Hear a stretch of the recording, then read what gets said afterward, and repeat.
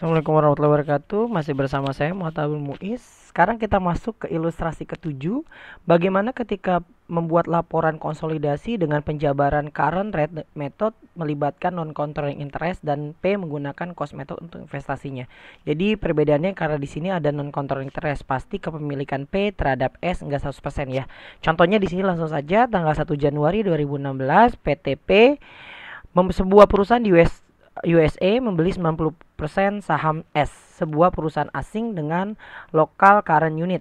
Ya, sebuah perusahaan asing dengan local current unit sebagai mata uang fungsionalnya senilai 229.500. Jadi investment in S-nya kita udah tahu ya. Kurs saat itu adalah 0,15 US dollar sama dengan 1 LCU. Equity S terdiri dari capital stock LCU sebesar 1 juta dan return earning senilai 500.000.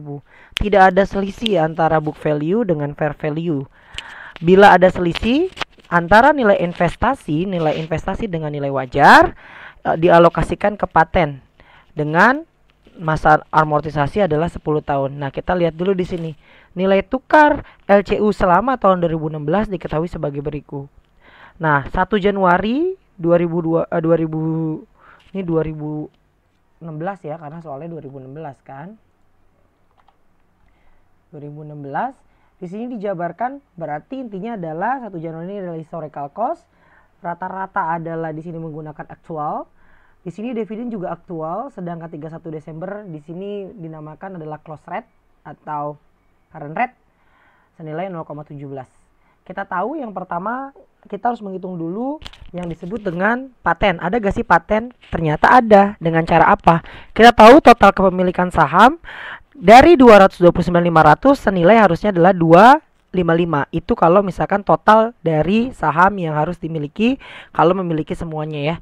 Dan nilai wajar dari aset neto adalah 1.500.000 dikali dengan 0,15. Hasilnya adalah 225. Sehingga nantinya di sini ada paten senilai 30.000 yang didapat dari mana? 30.000 di sini. 30.000 didapat dari 255 dikurangi dengan 225. 30.000 ya. Dan paten dalam LJU berarti di sini dikonversi ke LJU, hasilnya adalah 200.000 LJU. Maka kalau dikasih tahu amortisasinya misalkan paten 10 tahun, maka per tahunnya adalah 20.000 LJU. Nah, karena mata uang fungsional S adalah LCU, maka penjabaran laporan keuangan menggunakan tadi current rate method, sehingga neraca percobaan dan lembar kerja penjabarannya tampak seperti berikut. Kita bisa lihat di sini trial balance dalam bentuk LGU. Kita udah tahu ya, ini informasi berkaitan dengan perusahaan nih. Karena berkaitan dengan trial balance baik sisi debit maupun sisi kredit, kita udah tahu dengan jumlah masing-masing debit adalah 3.300.000 dan debit juga 3.300.000. Sudah ditambah dengan nanti waci ya kalau di sini ya. Tapi kan kita belum tahu berapa wacinya. Ya. Nah, sekarang kita lihat dulu. Pertama kita harus mengkalikan kursnya dengan menggunakan metode current rate. Pertama cashnya tetap menggunakannya adalah di sini 0,17 adalah kita pasti ngerti ya, menggunakan closing rate.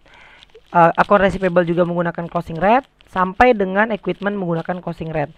Untuk cost of sale dia menggunakannya aktual tapi menggunakan rata-rata ya, rata-rata aktualnya.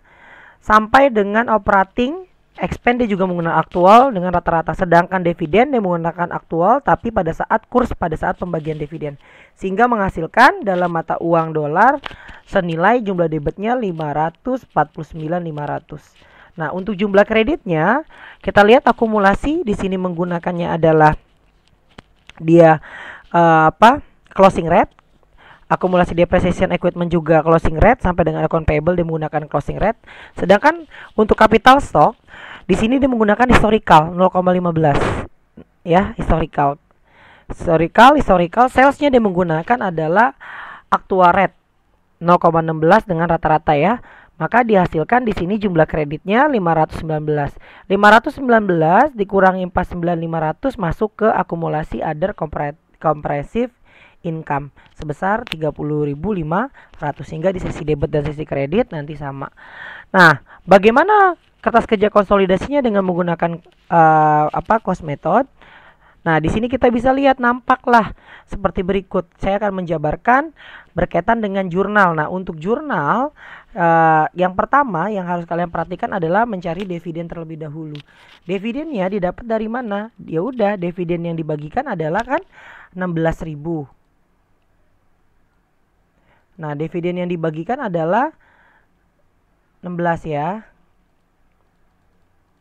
Dikali dengan, di sini kita tahu ada di poin A itu dividen sebesar 14.400, 0,90.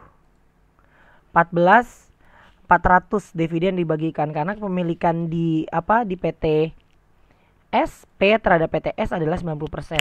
Jadi untuk jurnalnya nanti kalian bisa kerjakan di tambahan kalian. Nah, saya akan menjelaskan aja bagaimana cara menghitung NCI ending.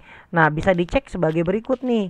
Yang pertama, NCI ending didapat dari mana? 10% adalah non controlling interest yang di S dikali dengan 150 itu adalah capital stock ditambah dengan return net earning adalah 83.000 sehingga menghasilkan 23.300.